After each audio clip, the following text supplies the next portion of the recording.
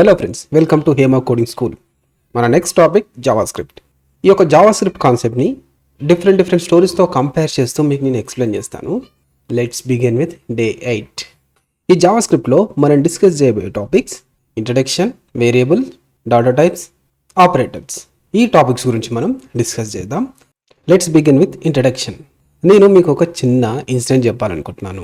రీసెంట్గా నేను ఒక జర్మన్ పిల్లని కలిసిన. నేను దాంతో మాట్లాడదామంటే అది మాట్లాడేది నాకు అర్థమైతలేదు, నేను మాట్లాడేది దానికి అర్థమైతలేదు. దానికేమో తెలుగు రాదు, నాకేమో జర్మన్ రాదు. Language problem. సేమ్ అట్లనే ఈ జావా స్క్రిప్ట్ కూడా ఒక లాంగ్వేజ్. ఈ లాంగ్వేజ్ మనకు వస్తేనే మనకు బ్రౌజర్ మధ్యలో కమ్యూనికేషన్ అనేది కుదురుతుంది. యాక్చువల్గా what is Java script? Java script అంటే ఏం లేదు, జస్ట్ స్క్రిప్టింగ్ లాంగ్వేజ్ అంతే. జావా స్క్రిప్ట్ అంటే స్క్రిప్టింగ్ లాంగ్వేజ్. అసలు ఈ జావా స్క్రిప్ట్ని ఎందుకు నేర్చుకోవాలి అంటే జావా స్క్రిప్ట్ అనేది HTML పేజెస్తోని ఇంటరాక్ట్ అవుతుంది అండ్ డైనమిక్ యాక్షన్స్ని క్రియేట్ చేస్తుంది. ఈ HTML పేజెస్తోని ఎలా ఇంటరాక్ట్ అవుతుంది, డైనమిక్ యాక్షన్స్ని ఎలా క్రియేట్ చేస్తుంది అన్న దానికోసం స్విచ్చింగ్ ద లైట్ అనే ఒక చిన్న వెబ్సైట్ని క్రియేట్ చేశాను. దాంట్లో మీకు క్లియర్గా చూపిస్తాను. Let's begin. ఫస్ట్ నేను ఒక HTML లేఅవుట్ని తీసుకుంటున్నాను.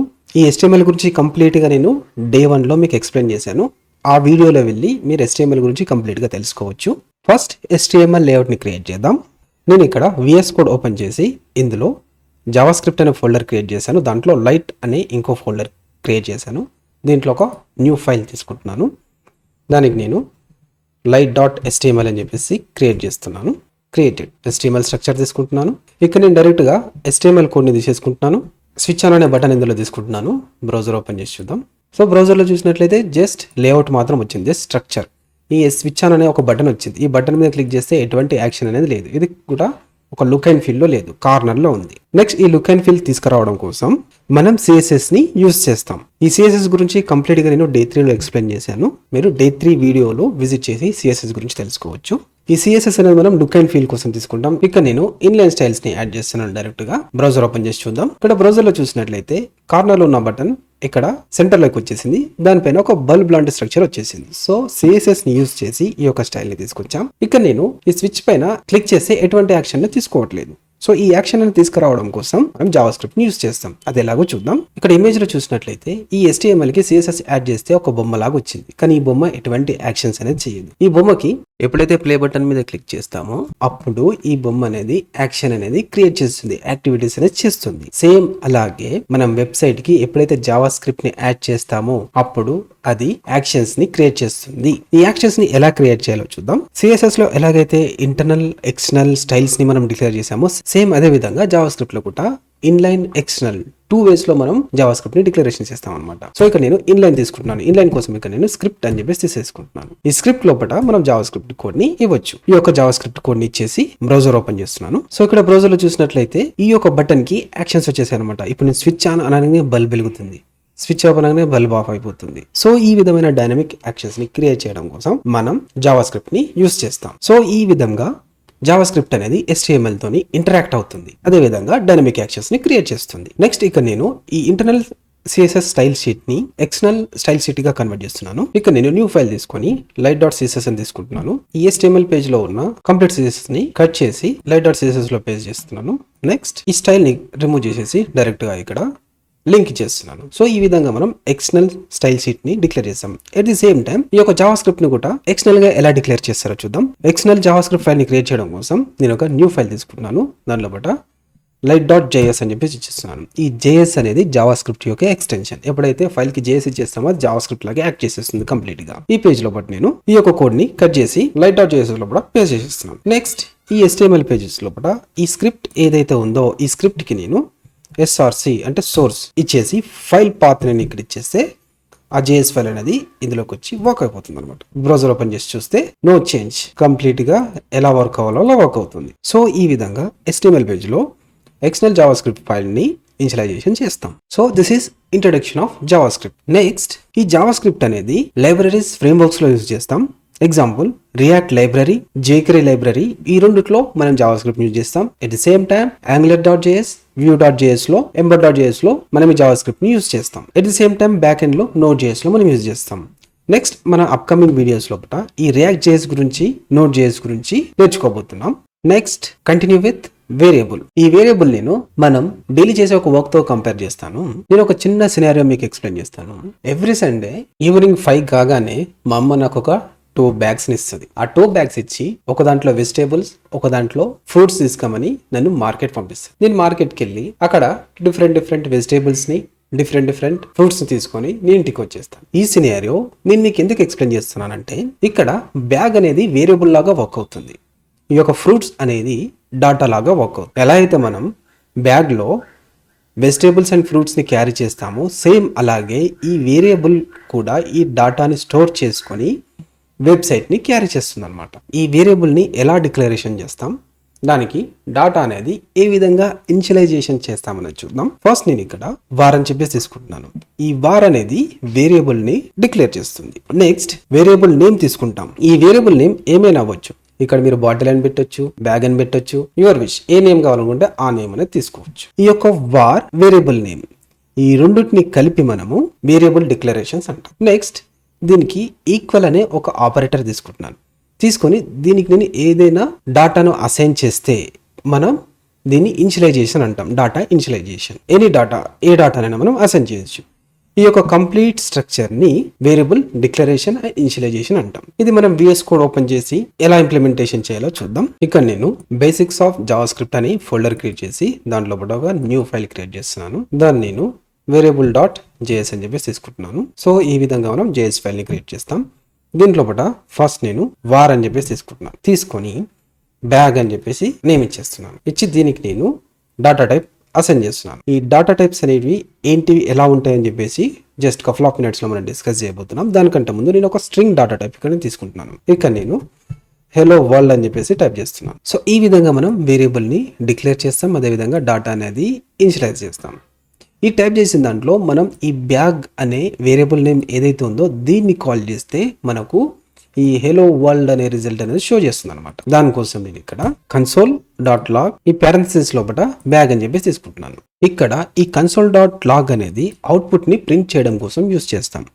ఎలాగైతే జావా లోపల system.out ప్రింట్, పైథాన్ లోపల ప్రింట్ ఎలా అయితే యూజ్ చేస్తామో ఈ జావా స్క్రిప్ట్ లో కూడా console.log అనేది యూజ్ చేస్తాం. ఈ యొక్క అవుట్పుట్ ని ప్రింట్ చేయడం కోసం నేను ఈ VS కోడ్ లో టెర్మినల్ ఓపెన్ చేస్తున్నాను. ఈ terminal as like command prompt లాగా వర్క్ అవుతుంది. దానికోసం నేను ఇక్కడ V పైన క్లిక్ చేసి టెర్మినల్ అనే ఆప్షన్ సెలెక్ట్ చేసుకుంటున్నాను. సెలెక్ట్ చేసుకోగానే ఈ విధంగా టెర్మినల్ అనేది ఓపెన్ అయిపోతుంది. దీంట్లో మీరు చూసుకున్నట్లయితే దీంట్లో మనం అవుట్పుట్ ని ప్రింట్ చేయడం కోసం కంప్లీట్ పాత్ ని సెట్ చేసుకోవాల్సి ఉంటుంది. ఈ టెర్మినల్లో మనం ఏదైతే అవుట్పుట్ ప్రింట్ చేయాలనుకుంటున్నామో ఆ ప్రింట్ చేయాలనుకున్న యొక్క ఫైల్ పాత్, అదేవిధంగా ఈ టెర్మినల్ ఉన్న ఫైల్ పాత్ రెండు మ్యాచ్ లో ఉండాలి. మీరు ఇక్కడ చెక్ చేసినట్లయితే YouTube for video Java script basics of Java script match అయిపోయింది. దాని తర్వాత ఇక్కడ మనము node and file name variable.js అని ఎంటర్ చేయగానే మనకు దీని యొక్క అవుట్పుట్ వస్తుంది. ప్రజెంట్ దీన్ని ఎంటర్ చేయగానే మనకు ఎర్రర్ వస్తుంది. ఏమంటుంది ఇక్కడ, మన దగ్గర నోడ్ అనేది ఇన్స్టాల్ అయ్యి లేదు అని చెప్తుంది అన్నమాట. సో ఇప్పుడు మనం నోడ్ ని ఇన్స్టాలేషన్ చేయాల్సి ఉంటుంది. సో Node.js ని ఇన్స్టాల్ చేద్దాం. ఇక్కడ నేను క్రోమ్ ఓపెన్ చేసి Node.js డౌన్లోడ్ అని చెప్పేసి సెర్చ్ చేస్తున్నాను. ఇక్కడ నాకు Node.js డౌన్లోడ్ అనే ఒక ఆప్షన్ కనిపిస్తుంది. దాని మీద క్లిక్ చేస్తాను. Same as usual VS code ఎలా అయితే ఇన్స్టాల్ చేస్తారో ఇది కూడా సేమ్ అలాగే చేయాలి. ఇక్కడ మీరు విండోస్ యూజర్ అయితే విండోస్ మీద క్లిక్ చేయండి. నేను విండోస్ యూజర్ని. సో విండోస్ మీద క్లిక్ చేయగానే సో ఇక్కడ Node.js అనేది డౌన్లోడ్ అయిపోయింది. నేను దీనిపైన క్లిక్ చేస్తున్నాను, రన్ చేస్తున్నాను. నెక్స్ట్ లైసెన్స్ అగ్రిమెంట్ యాక్సెప్ట్ చేసేసి మళ్ళీ next, okay, destination folder is okay, next next next, ready to install Node.js. So install. So ఈ విధంగా మనం Node.jsని ఇన్స్టాల్ చేస్తాం. ఇన్స్టాలేషన్ అయిపోగానే ఫినిష్ మీద క్లిక్ చేస్తున్నాను. క్లిక్ చేసి బ్యాక్ టు VS కోడ్. ఇక్కడ నేను node-v అని చెప్పేసి ఎంటర్ చేస్తాను. ఎంటర్ చేయగానే నోడ్ ఏ వర్షన్ ఉందో చూపించేసింది. సో నోడ్ అనేది సక్సెస్ఫుల్ గా ఇన్స్టాల్ అయింది. ఒకవేళ మీ సిస్టమ్ లో node-v అని టైప్ చేయగానే మళ్ళీ సేమ్ ఎర్రర్ చూపించినట్లయితే కంప్లీట్ విండోను క్లోజ్ చేసి మళ్ళీ ఓపెన్ చేయండి. నెక్స్ట్ ఈ యొక్క అవుట్పుట్ ని మనం ప్రింట్ చేద్దాం. ఇక్కడ దానికోసం నోడ్ variable.js అని టైప్ చేసి ఎంటర్ కొట్టగానే ఇక్కడ మీరు చూస్తే హెలో వరల్డ్ అని చెప్పేసి అవుట్పుట్ వచ్చేసింది. ఈ విధంగా మనం వేరియబుల్స్ ని డిక్లరేషన్ చేస్తాం, ఇనిషియలైజ్ చేస్తాం, కాల్ చేస్తాం. నెక్స్ట్ డాటా టైప్స్ గురించి చూద్దాం. ఈ డాటా టైప్ లోపల మనకి primitive, reference 2 types of data types ఉంటాయి. ప్రింట్ డాటా టైప్స్ వచ్చేసి string, number, boolean, null, undefine. Reference data types వచ్చేసి అరే, ఆబ్జెక్ట్, ఫంక్షన్. ఈ వీడియోలో మనం string, number, boolean, null, undefine గురించి చూద్దాం. అప్కమింగ్ వీడియోస్ లోపల అరేస్, ఆబ్జెక్ట్, ఫంక్షన్ గురించి చూద్దాం. ఫస్ట్ స్ట్రింగ్ గురించి చూద్దాం. మనం ఇక్కడ డిక్లేర్ చేసింది ఏదైతే ఉందో ఇది already string data type. String data type ఎలా డిక్లరేషన్ అవుతుందంటే కొటేషన్ మార్క్స్ మధ్యలో ఉన్న ఏ టెక్స్ట్ కానీ నెంబర్ కానీ అది స్ట్రింగ్ కింద కన్సిడర్ చేసుకుంటుంది. ఎగ్జాంపుల్ నేను ఇక్కడ 2 కొటేషన్ మార్క్స్ తీసుకొని దాని మధ్యలో హెలో వరల్డ్ అని పెట్టేశాను. సో ఇది స్ట్రింగ్ డాటా టైప్ కింద కన్వర్ట్ అయిపోయింది. సమ్ మోర్ క్లారిటీ కోసం నేను ఇంకొక వేరియబుల్ క్రియేట్ చేసి చూపిస్తాను. ఫస్ట్ దీన్ని కామెంట్ చేస్తున్నాను. చేసి వార్ నేమ్ అని చెప్పేసి తీసుకుంటున్నాను. నేమ్ ఈక్వల్ ఇక్కడ కొటేషన్ మార్క్. ఎప్పుడైతే ఈ కొటేషన్ మార్క్ తీసుకుంటామో ఈ కొటేషన్ మార్క్ లో పెట్టిన డాటా మొత్తం స్ట్రింగ్ లింక్ కింద కన్వర్ట్ అయిపోతుంది. ఇక్కడ నేమ్ మహేష్ అని చెప్పేసి తీసుకుంటున్నాను. ఈ కన్సోల్ డాట్ లాగ్ లోపల నేమ్ అని చెప్పేసి కాల్ చేస్తున్నాను. నెక్స్ట్ ఇక్కడ వచ్చి నోట్ వేరియబుల్ డాట్ జేఎస్ అని చెప్పేసి కాల్ చేస్తే ఈ విధంగా మహేష్ అని చెప్పేసి రిజల్ట్ వచ్చేసింది. ఈ విధంగా స్ట్రింగ్ అనేది వర్క్ అవుతుంది. ఈ విధంగా మనం స్ట్రింగ్ డాటా టైప్ ని డిక్లరేషన్ చేస్తాం. నెక్స్ట్ నెంబర్ గురించి చూద్దాం. ఇక నేను వార్ ఏజ్ అని చెప్పేసి తీసుకుంటున్నాను. తీసుకొని ఇక్కడ 25 అని చెప్పేసి ఒక నెంబర్ ఇచ్చేస్తున్నాను. ఇచ్చేసి ఈ కన్సోల్ని ఇంకొక కన్సోల్ తీసుకుంటున్నాను. తీసుకొని ఇక్కడ కన్సోల్ డాట్ లాగ్ ఏజ్ అని చెప్పేసి కాల్ చేస్తున్నాను. ఇక్కడ మీరు చూసినట్లయితే 25 నెంబర్ వచ్చింది, నేమ్ వచ్చింది. నెక్స్ట్ బులియన్ డాటా టైప్ చూద్దాం. ఇక్కడ వార్ ఈజ్ మ్యారీడ్ అని చెప్పేసి తీసుకుంటున్నాను. ఈజ్ మ్యారీడ్ అంటే ఫాల్స్ అని చెప్పేసి తీసుకుంటున్నాను. ఇక్కడ నేను కన్సోల్ డాట్ తీసుకుంటున్నాను. దీని లోపల ఈజ్ మ్యారీడ్ ని కాల్ చేస్తున్నాను. మీరు ఇక్కడ చూసినట్లయితే ఇక్కడ ఏదైతే డిక్లరేషన్ ఉందో అదే వస్తుంది. ఫాల్స్ అని చెప్పేసి వచ్చేసింది. నెక్స్ట్ నల్ గురించి చూద్దాం. ఇక్కడ నేను war love equal to null అని చెప్పేసి తీసుకుంటున్నాను. ఇక్కడ నల్ రిప్రజెంటేషన్ ఏంటంటే అది ఏ వాల్యూను కన్సిడర్ చేసి ఉండదు, కానీ స్పేస్ ని ఆక్యుపై చేస్తుంది. మనం కన్సోల్ డాట్ లాగ్ లోపల లవ్ అని చెప్పేసి మనం ప్రింట్ చేసినట్లయితే మనకు నల్ అనే వాల్యూ వస్తుంది. ఇక్కడ మనం ఈ నల్ అనేది ఎక్కడైతే మనకు నో వాల్యూ షో చేయాల్సి వస్తుందో ఆ సినారియో లోపల ఈ నల్ అనేది మనం యూజ్ చేస్తాం. నెక్స్ట్ ఈ అన్డిఫైన్ గురించి చూద్దాం. ఇక్కడ నేను war and variable name address తీసుకొని ఎటువంటి వాల్యూని అసైన్ చేయట్లేదు. అసైన్ చేయకుండా కన్సోల్ లోపల ఈ అడ్రస్ ని కాల్ చేసేస్తున్నాను. ప్రింట్ చేసినట్లయితే అన్డిఫైన్ అని చెప్పేసి వచ్చేసింది. మనం ఏదైనా వేరియబుల్ ని డిక్లరేషన్ చేసి దానికి ఎటువంటి వాల్యూను ఇనిషియలైజ్ చేయకపోతే మనకు అన్డిఫైన్ అని చెప్పేసి వచ్చేస్తుంది. So this is about the primitive data types. Next operators గురించి చూద్దాం. దీంట్లో అర్థమెటిక్ ఆపరేటర్స్ గురించి ఫస్ట్ చూద్దాం. ఈ అర్థమెటిక్ ఆపరేటర్స్లో వచ్చేసి plus, minus, multiplication, division, percentage ఇలా ఉంటాయి. ఇవి మీరు ఆల్రెడీ చాలా సినారియోస్లో మీరు యూజ్ చేసి ఉంటారు. చిన్నప్పటి నుంచి మనం వీటి గురించి తెలుసుకుంటున్నాము. కానీ వీటి గురించి నేను ఒక స్మాల్ సినారియో ఎక్స్ప్లెయిన్ చేస్తాను. నేను రీసెంట్గా ఐఫోన్ కొందామని ఒక షాప్కి వెళ్ళాను. వాడు ఐఫోన్ కాస్ట్ వచ్చేసి 1,50,000 అన్నాడు. At the same time 25% discount అన్నాడు. సో దానికి డిస్కౌంట్ ఎంత వస్తుందో తెలుసుకోవడం కోసం నేను అర్థమెటిక్ ఆపరేటర్స్ యూజ్ చేసి డిస్కౌంట్ని క్యాలిక్యులేట్ చేశాను.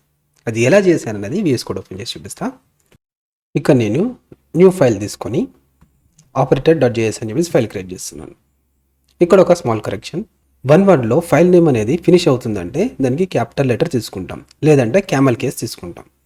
సో ఇక్కడ వేరియబుల్ అనేది 1 వర్డ్లో ఫినిష్ అవుతుంది కాబట్టి దీన్ని నేమ్ చేంజ్ చేస్తున్నాను, క్యాపిటల్ Vగా కన్వర్ట్ చేస్తున్నాను. ఈ operators.js లోపల ఫస్ట్ నేను ప్రోడక్ట్ నేమ్ ఐఫోన్ అని చెప్పి తీసుకుంటున్నాను. ఇక్కడ నేను వార్ ఐఫోన్ ప్రైస్ అని వేరియబుల్ నేమ్ ఈక్వల్ టు 1,50,000 తీసుకుంటున్నాను. అదేవిధంగా డిస్కౌంట్ వార్ డిస్కౌంట్ పర్సెంటేజ్ 25 తీసుకుంటున్నాను. మనం జనరల్గా డిస్కౌంట్ని ఎలా కౌంట్ చేస్తాం? Product price into percentage by 100 కొడతాం. సేమ్ అలాగే ఇక్కడ నేను డిస్కౌంట్ అమౌంట్ అని వేరియబుల్ తీసుకొని దానికి iPhone price into discount percentage by 100 తీసుకుంటున్నాను. ఇక నేను ఈ డిస్కౌంట్ అమౌంట్ని ప్రింట్ చేయడం కోసం కన్సోల్ లాగ్ తీసుకుంటున్నాను. కన్సోల్ లాగ్ నెక్స్ట్ ఒక స్ట్రింగ్ లోపల డిస్కౌంట్ అమౌంట్ కాలన్ తీసుకుంటున్నాను. ఎందుకంటే మనం ప్రింట్ చేసేటప్పుడు ఈ డిస్కౌంట్ అమౌంట్ కాలన్ షో చేసి దాని తర్వాత ఆ డిస్కౌంట్ అమౌంట్ షో చేయడం కోసం ఈ యొక్క డిస్కౌంట్ అమౌంట్ని కాంబినేషన్ చేయడం కోసం నేను ఇక్కడ ప్లస్ అని తీసుకుంటున్నాను. ఈ ప్లస్ అనేది కన్కాటినేట్ ఆపరేటర్. ఇది ఏం చేస్తుందంటే 2 or more స్ట్రింగ్ వాల్యూస్ని ఒకే లైన్ ఆఫ్ స్ట్రింగ్ లోపల కన్వర్ట్ చేస్తుంది అనమాట. ఆ పర్పస్ లోపల మనం ఈ కన్కాటినేట్ యూజ్ చేస్తాం. నెక్స్ట్ ఇక్కడ నేను ఈ యొక్క డిస్కౌంట్ అమౌంట్ని కాల్ చేస్తున్నాను. ఈ డిస్కౌంట్ అమౌంట్ వచ్చిన తర్వాత అది రూపీస్ అని షో చేయాలి. దానికోసం నేను మళ్ళీ కన్కాటినేట్ సింబల్ తీసుకొని రూపీస్ అని స్ట్రింగ్లో తీసుకుంటున్నాను. ఇప్పుడు దీన్ని మనం ప్రింట్ చేద్దాం. ఇక్కడ నేను నోట్ ఆపరేటర్, ఫైల్ నేమ్ అనేది ఆపరేటర్ ఉంది కాబట్టి ఆపరేటర్స్ డాట్ జేఎస్ని కాల్ చేస్తున్నాను. కాల్ చేయగానే ఇక్కడ మీరు చూసినట్లయితే డిస్కౌంట్ అమౌంట్, ఈ డిస్కౌంట్లో వచ్చే వాల్యూ 37,500 రూపీస్. సో ఈ విధంగా అర్థమెటిక్ ఆపరేటర్స్ని యూస్ చేసి మనం డిస్కౌంట్ అమౌంట్ని క్యాలిక్యులేషన్ చేసాం. సో ఈ విధంగా మనం అర్థమెటిక్ ఆపరేటర్స్ యూజ్ చేస్తాం. ఇక్కడ మనం యూజ్ చేసిన arithmetic operators multiplication and division. Next comparison operators గురించి చూద్దాం. ఈక్వల్స్ టు అనేది టూ వాల్యూస్ ఈక్వల్ ఉన్నాయా లేవని కంపేర్ చేస్తుంది. ఇక్కడ నేను ఈ కోడ్ని కామెంట్లో పెట్టేసి ఇక్కడ నేను var =5 var b=5 అని చెప్పి తీసుకుంటున్నాను. కన్సోల్ డాట్ లాగ్ లోపల a == b అని చెప్పేసి తీసుకుంటున్నాను. ఇక్కడ ఇది a == b ట్రూ అయితే ట్రూ అని రావాలి, ఫాల్స్ అయితే ఫాల్స్ అని రావాలి. ఇక్కడ నేను కాల్ చేసినట్లయితే ట్రూ అని చెప్పేసి వచ్చింది. సో 5 = 5 కాబట్టి. నెక్స్ట్ నాట్ ఈక్వల్ టు చూద్దాం. ఇక్కడ నేను a = 5 b = 6 అని తీసుకుంటున్నాను. తీసుకొని కన్సోల్ డాట్ లోపల a not equals to b అని చెప్పి తీసుకుంటున్నాను. ఇక్కడ చూసినట్లయితే ట్రూ వచ్చింది, ఎందుకంటే 5 నాట్ ఈక్వల్ టు 6 కాబట్టి. నెక్స్ట్ అదేవిధంగా a b తీసుకుంటున్నాను, ట్రూ వస్తుంది, ఎందుకంటే a అనేది b. నెక్స్ట్ a b తీసుకుంటున్నాను, ఫాల్స్ వస్తుంది. సో ఈ విధంగా మనం కంపారిజన్ ఆపరేటర్స్ని యూజ్ చేస్తాం. నెక్స్ట్ నేను మీకు ఒక టాస్క్ ఇస్తున్నాను. ఆ టాస్క్ ఏంటంటే మీరు ఈ లాజికల్ ఆపరేటర్స్ని, కండిషనల్ ఆపరేటర్స్ని, bitwise operators, unary operators, string operators, type conversion ఆపరేటర్స్ని మీరు ప్రాక్టీస్ చేయండి. ఈ ఆపరేటర్స్ కోసం మీరు ఇక్కడ W3 స్కూల్స్ లాజికల్ ఆపరేటర్స్ అని కొట్టగానే మీకు ఇక్కడ W3 school Java script comparison logical operators అనే విధంగా వస్తుంది. ఇక్కడ మీరు ఓపెన్ చేసి దీంట్లో పట ఈ యొక్క సినారియోస్ అన్నిటిని మీరు ప్రాక్టీస్ చేయండి. ఇక్కడ మీకు ట్రై ఇట్ అని కూడా ఉంటుంది. మీరు ఇవన్నీ ప్రాక్టీస్ చేసినట్లయితే మీకు కొంచెం నెక్స్ట్ అప్కమింగ్ వీడియోస్లో హెల్ప్ఫుల్గా ఉంది. This is your task. ఈ వీడియోని క్లోజ్ చేసే ముందు క్విక్ రివిజన్ చేద్దాం. ఈ డే 8 లోపల మనం జావా స్క్రిప్ట్ టాపిక్స్ గురించి డిస్కస్ చేసాం. దీంట్లో introduction, variable, data types, operators గురించి డిస్కస్ చేసాం. ఈ ఇంట్రడక్షన్ లోపల స్విచ్చింగ్ ద లైట్ అని చెప్పేసి ఒక చిన్న వెబ్సైట్ క్రియేట్ చేసి జావా స్క్రిప్ట్ HTML పేజెస్తోని ఏ విధంగా ఇంటరాక్ట్ అవుతుంది, డైనమిక్ యాక్సెస్ని ఏ విధంగా క్రియేట్ చేస్తుంది అనేది మనం డిస్కస్ చేసాం. నెక్స్ట్ వేరియబుల్, ఈ వేరియబుల్ని ఏ విధంగా డిక్లరేషన్ చేస్తాం, డాటాని ఏ విధంగా ఇనిషియలైజ్ చేస్తాం అనే దాని గురించి చూసాం. నెక్స్ట్ డాటా టైప్స్, ఈ డాటా టైప్స్ లోపల primitive, reference, 2 types of data types. దీంట్లో string, number, boolean, null, undefine గురించి మనం డిస్కస్ చేసాం. ఈ రిఫరెన్స్ డాటా టైప్స్ గురించి అప్కమింగ్ వీడియోస్లో చూద్దాం. మనం డిస్కస్ చేసిన కోడ్ కూడా ఇక్కడ ఇచ్చేసాను. నెక్స్ట్ ఆపరేటర్స్, ఈ ఆపరేటర్స్ లోపల అర్థమెటిక్ ఆపరేటర్స్, కంపారిజన్ ఆపరేటర్స్ గురించి మనం డిస్కస్ చేసాము. దానికి సంబంధించిన కోడ్ ఇక్కడ ఇచ్చేసాను. రిమైనింగ్ ఆపరేటర్స్ అనేది మీకు టాస్క్ ఇచ్చాను. సో మీరు ఈ టాస్క్స్ అన్ని చేసి దాని యొక్క కోడ్ని నాకు ఇక్కడ మీరు కామెంట్లో సెండ్ చేయగలరు. ఎట్ ది సేమ్ టైం మీకు ఇంటర్వ్యూ క్వశ్చన్స్ కూడా ఇచ్చాను. ఇంటర్వ్యూ క్వశ్చన్స్ యొక్క ఆన్సర్స్ కూడా మీరు నాకు ఇక్కడ సెండ్ చేయగలరు. Now I am signing off. Thanks for watching. Keep learning.